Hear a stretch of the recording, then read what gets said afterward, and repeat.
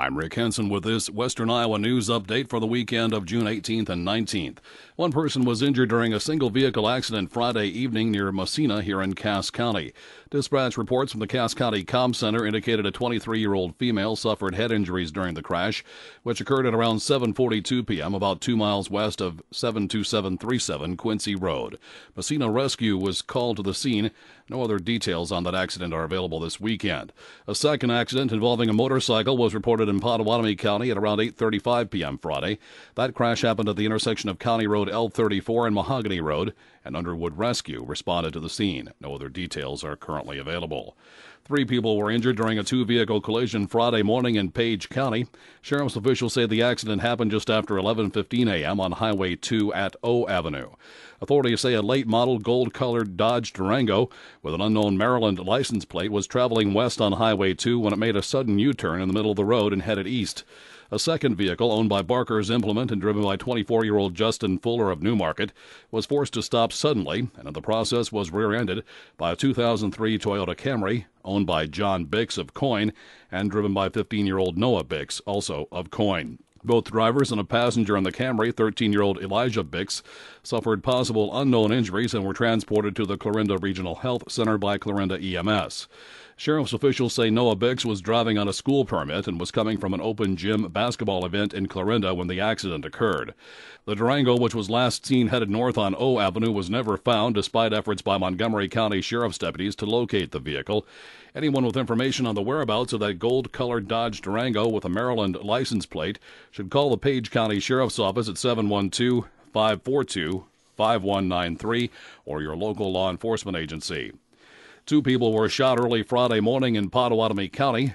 Sheriff Jeff Danker said 48-year-old Patricia Harker of rural Minden suffered serious or critical injuries after she was allegedly shot by her recent former boyfriend. Danker says Harker and 27-year-old Benjamin Shimon of Omaha arrived at Harker's home at around 2 a.m. Friday after leaving a bar. 50-year-old Craig Finney of Macedonia, who recently had a romantic relationship with Harker, arrived at her home and knocked on the door at around 2:20 a.m. Danker says Harker told Shimon to lock himself in the bathroom and call 911. Finney then broke into the home and a lot of yelling ensued, including Finney demanding that Shimon leave the bathroom. He then allegedly fired a shotgun into the bathroom but missed Shimon.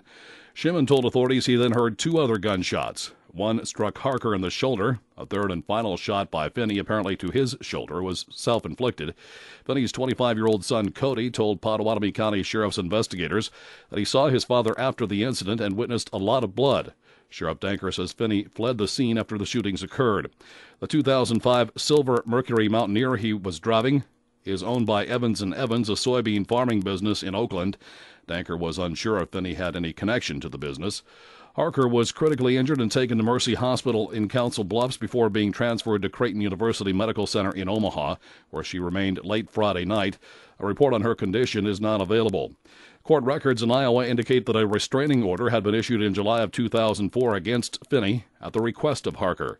The order was rescinded 4 months later, and Finney received a deferred judgment on domestic abuse aggravated assault charges in December of 2004. Now, Finney may be armed. His whereabouts are currently unknown. If you see that SUV he was driving with Iowa license plates 784CJL or come across a man with a severe shoulder wound, do not approach him. Instead, you should call 911. Finney is described as being white, 5 feet 9 inches tall, and weighing about 250 pounds. The first of 2 trials for a Minnesota teenager charged in the slayings of 2 Iowa convenience store clerks is scheduled to begin this Monday in Carroll County. Michael Swanson is charged with 2 counts of first-degree murder and first-degree robbery in the November 15, 2010 shooting deaths of clerks in Algona and Humboldt. If convicted in either of the slayings, the 18-year-old from St. Louis Park, Minnesota, would face a mandatory sentence of life in prison.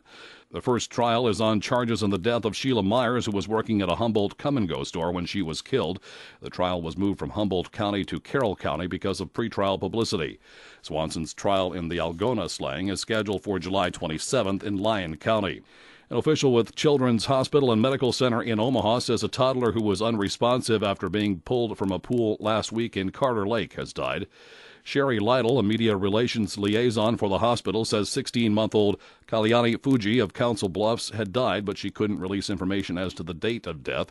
The toddler had been listed in critical condition after falling into a pool at 1509 Avenue Q in Carter Lake According to police reports, the child was pulled out of a pool by a family member at around 8 p.m. on June the 10th. Law enforcement and medical personnel found the child unresponsive upon their arrival. The Iowa Department of Criminal Investigations and Carter Lake Police initially said the incident appears to have been an accident, but it remains under investigation. Sheriff's officials in Montgomery County said Friday 8 people were arrested this past week in Red Oak on drug charges. On Wednesday, the execution of a search warrant at 301 West 5th Street in Red Oak resulted in the recovery of a sizable amount of marijuana and drug paraphernalia, along with the arrest of 30-year-olds John Tallman and Tiffany Martz, both of Red Oak. Tallman was charged with 2 counts of delivery of marijuana, 1 count of delivery of methamphetamine, possession of marijuana with the intent to deliver in violation of the drug tax stamp. His bond was set at $50,000. Martz was charged with possession of marijuana with the intent to deliver and a drug tax stamp violation. Her bond was set at $5,000. On Thursday, authorities raided a home at 608 East Grimes Street in Red Oak and seized meth along with other drug-related items. 28-year-old Kyle Archer of Red Oak was charged with 3 counts of delivery of methamphetamine. He was being held in the Union County Jail on an unrelated matter and will be brought to Montgomery County when his sentences have been served in Union County. On Friday, search warrants were executed at 4:30 a.m. at 1109 Miller Avenue and 1600 East Summit Street, both in Red Oak. Officials say a small amount of narcotics were seized along with drug paraphernalia. Taken into custody was 26-year-old Natasha Crawley of Red Oak, who was charged with possession of drug paraphernalia, and 32-year-old Leonard Wright of Red Oak, who was charged with 3 counts of delivery of methamphetamine.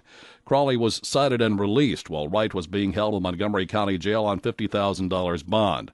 Also arrested Friday morning was 18-year-old Timothy Humphrey, who was wanted on a Douglas County, Nebraska warrant for dangerous drugs. He was being held without bond for Douglas County authorities. 3 other Red Oak residents were arrested Friday morning as well on drug charges. 29-year-old Bryce Reed was charged with 2 counts of delivery of marijuana. 25-year-old Joshua Hughes and 33-year-old Jeremy Joel Binns were charged with the delivery of methamphetamine. Reed was being held in the jail on $5,000 bond, while Hughes's and Binns' bonds were set at $50,000 each. And finally in the news, Republicans in the U.S. House have approved a proposal from Western Iowa Congressman Steve King that would ban using any of about $15 million worth of federal telemedicine grants for prescribing the so-called abortion pill, known as RU-486. I am very concerned about the robo-distribution of abortion pills in Iowa or anywhere else. According to King, Planned Parenthood is using telemedicine to dispense the drug. A doctor sits remotely on the other side of the Skype screen, so to speak, and interviews the potential mother who, once she answers the questions that the doctor asks and they've recorded under film that they've protected themselves perhaps from liability, he clicks the mouse on the one end and it opens a drawer underneath the screen on the other end, and out rolls the abortion pill RU-486. King, a Republican from Chiron, offered an amendment this past week to the Agriculture Appropriations Bill, which would prohibit USDA money from being used for telemedicine services that wind up dispensing RU-486. This is a dangerous drug, and to distribute it through robo-Skype abortions, I'm opposed to it philosophically for a lot of reasons, but practical minds who might disagree on the abortion issue should understand that this government should not be paying for it. A House colleague told King there was no provision in the original Ag Appropriations Bill which called for spending USDA money on the abortion pill. King's amendment passed, however, and King wound up voting against the entire bill, though, for other reasons. I'm Rick Hansen, KJAN News.